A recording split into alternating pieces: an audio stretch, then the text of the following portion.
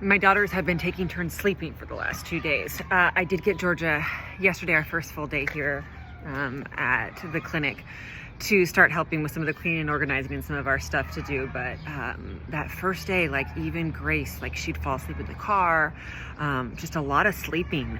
And Georgia yesterday afternoon, like just sleeping a lot. And I know when Grace was younger, like her response to stress and things that were overwhelming or too loud was to shut down and sleep. And I think that's a little bit of what's going on with the two of them right now. I know that there's like, especially getting down here, driving down, I think there's this anxiety and stress level that as an adult, we kind of know what to do with, but maybe kids don't. The 6-year-old seems fine.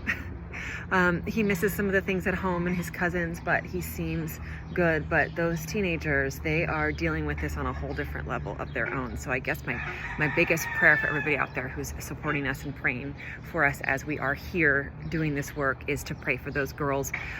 There's still lots of moments of joy and laughing. You know, there's no TV here. There's no any of the stuff that has been distracting in our lives. So it is definitely a detox of fast pace and stuff. And I know that that's a little harder on teenagers, young teenagers, than it probably is on adults, even though it's been kind of hard on us too. Talk to my husband about missing that Eagles game, I will tell you. So prayers for those girls. Today is our first we get acclimated more to the staff.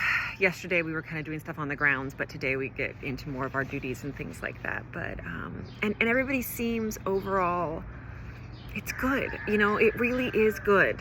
This is everything that we prayed for over the last 5 years, and especially in those last 8 months or so as we were getting ready to come here.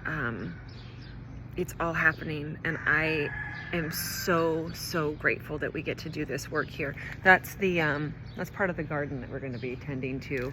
There's just a lot that needs to be done, and we can't wait to help some more. But again, prayers for my girls would be great. I do want to read to you some verses that have just been absolutely overflowing on my mind.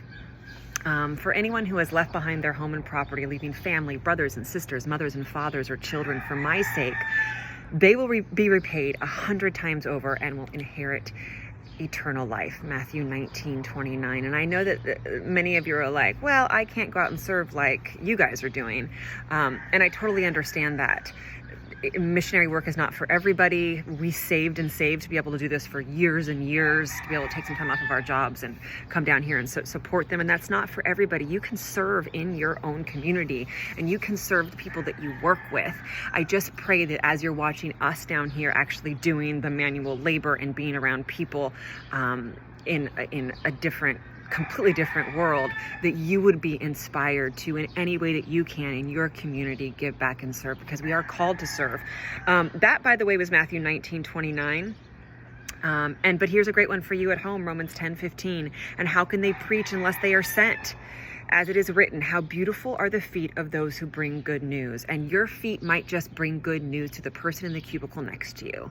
But the key is to bring the good news. We can't even really 100% speak the language here, but we're still showing through us the good news of the Lord. That is Romans 10:15. I pray you'll get out and do that today, and keep us in your prayers. Keep close to YouTube, Instagram, especially Instagram. I'm doing a lot in my stories there. Facebook, my blog. Sign up under contacts at Kirsten-Lindquist.com. Apparently we can't get away from chickens. Chickens and roosters wherever we go, whether it's the US or Mexico. All right, God bless.